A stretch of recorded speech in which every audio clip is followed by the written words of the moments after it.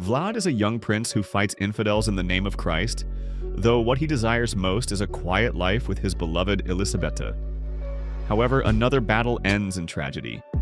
Elisabetta is killed. Vlad blames God for her death, for which he is struck with a curse of immortality. For the next 4 centuries, convinced that his beloved will surely return to this world, Vlad continues to search the entire globe for his Elisabetta. That is, until a young lawyer named Jonathan arrives at his castle, and Vlad recognizes in Jonathan's fiancée, Mina, the features so dear to his petrified heart. It's well known that films about history's most famous vampire fall into 2 fundamentally different subgenres. In those with Nosferatu in the title, the main character is portrayed as a hellspawn, while Dracula usually hints at a more ambiguous, tragic figure.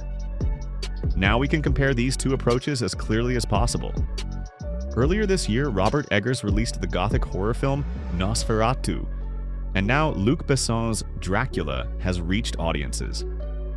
Its subtitle, A Love Story, makes its intentions clear from the get-go. Luc Besson has always been on one hand a visionary, and on the other, a romantic. Sometimes this combination has produced masterpieces like The Fifth Element. Sometimes it's been misunderstood, like Valerian and The City of a Thousand Planets. But the important thing is that Besson always, even in his most personal projects, is highly audience-oriented and embraces his inner child. For whom cinema itself, this ability to bring a fascinating story to life on screen, is one of the greatest miracles in the universe. In this regard, Dracula is another quirky experiment that some will reject outright but is sure to enchant others. The main question that arises while watching is, why make another version of such an overdone story if you don't have a fundamentally new approach to it? Besson doesn't have an answer. He simply felt like it. He felt like playing in this mix of the Belle Epoque, Gothic, and Neo-Baroque extravagance, where opulence and excess serve not horror, but a romantic fairy tale.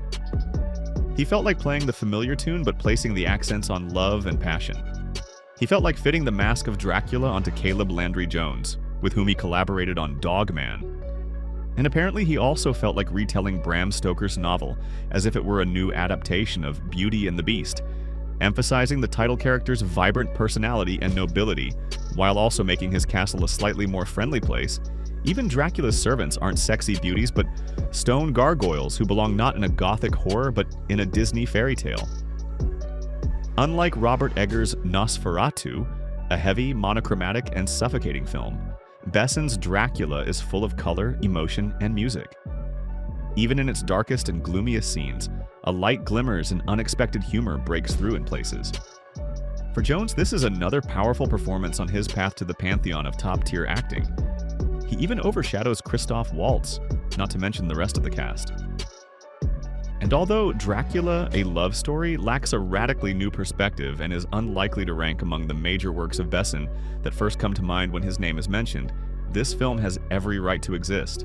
Perhaps this movie was indeed needed more by Besson himself than by us, but it's in that very sincerity that its charm lies.